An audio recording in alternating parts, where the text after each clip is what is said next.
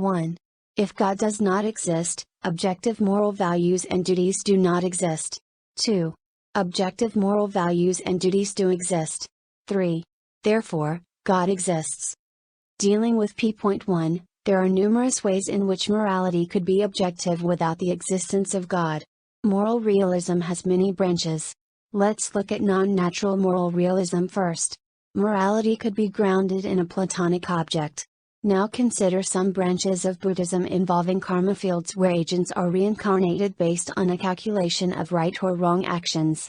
Now that the claim that there cannot be objective morality without God has been shown to be false, let's move on to a naturalist explanation of moral realism. Under this model, moral facts are natural facts. So what is good must correspond to something natural such as dopamine, while what is bad would be some chemical produced from fear, pain, etc. All of these models have to contend with objections such as Hume's is/ought distinction and Moore's open question. Having defended moral realism from an atheistic perspective, I will now challenge the idea that God could provide a grounding for moral realism. Moral realism is the position that there are mind-independent, therefore objective moral facts. This definition is standard. It is important to note Craig defines objective differently. His definition of objective is independent of people's opinions. Why the difference in definition? Well, if he said that objective meant independent of opinion, human or not, then it would follow that God could not ground objective morality.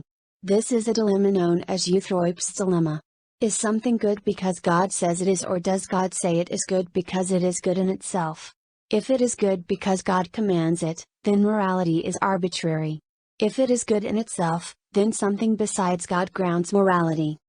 WLZ responds to the Euthyphro dilemma by stating that the dilemma is false and that there is a third option: God wills something because he is good. God's nature being omnibenevolent does not in any way negate the two answers.